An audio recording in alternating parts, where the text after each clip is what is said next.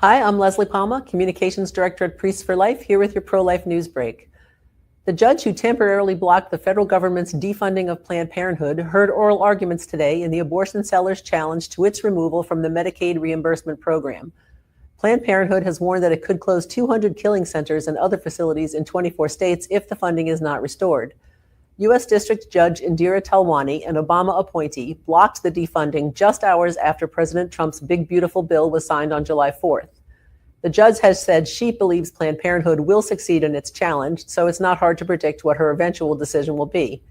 This case could end up on the docket of the U.S. Supreme Court, but it seems likely that Planned Parenthood will continue to receive Medicaid funding through the long court process. In the meantime, Planned Parenthood announced that 2 of its Ohio facilities will close, but neither of them offer abortions. A federal appeals court has upheld West Virginia's right to ban the abortion drug mifepristone from being prescribed to women in the state.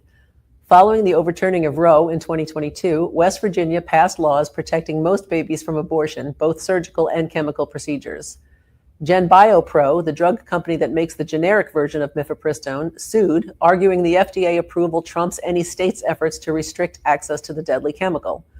In a 2-1 decision, the U.S. Court of Appeals for the Fourth Circuit on Tuesday ruled that the federal law GenBioPro used to defend its position, quote, falls well short of expressing a clear intention to displace the state's historic and sovereign right to protect the health and safety of their citizens.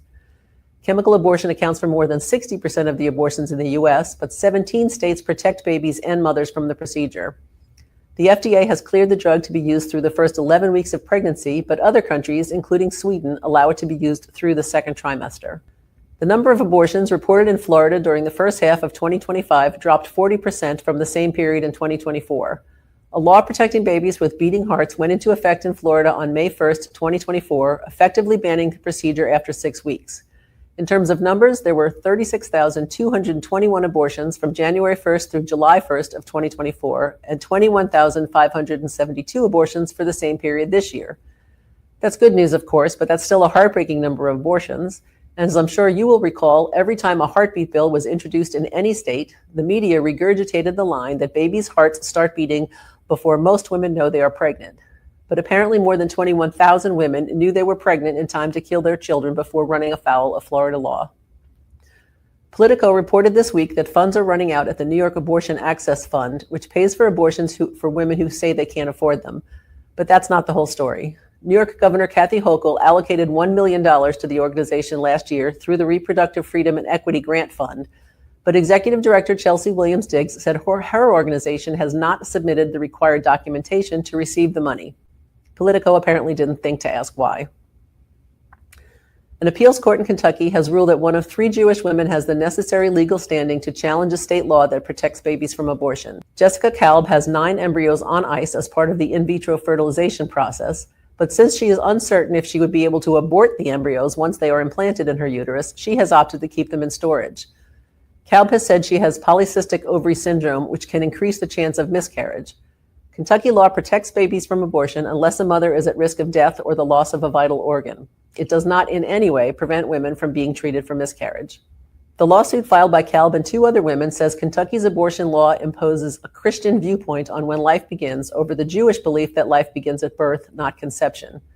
The case now will return to the Jefferson Circuit Court, but only Kalb will be involved. Fallout continues from the passage in 2023 of a pro-abortion amendment to the Ohio Constitution. A judge has ruled that chemical abortion drugs now may be prescribed by nurse practitioners and certified nurse midwives. A recent analysis of insurance data by the Ethics and Public Policy Center found that 1 in 9 women experience serious complications, including septic infections and hemorrhage, from chemical abortion, a rate 22 times higher than reported by the FDA. Another study, this one from Ireland, found that chemical abortion sends 12% of women to emergency rooms. And finally, pro-lifers in Missouri are continuing to fight for the unborn. Attorney General Andrew Bailey has asked the Missouri Supreme Court to block a ruling earlier this month that allowed abortions to resume in the state. If the court does not grant the stay immediately, Bailey asked for the High Court to hold an expedited hearing on August 11th. The ACLU of Missouri and Planned Parenthood asked for arguments the week of August 18th. Abortion became legal again in Missouri after voters approved a constitutional amendment last November. But because the amendment did not directly repeal state laws banning or regulating abortion, Planned Parenthood sued to block enforcement of those statutes.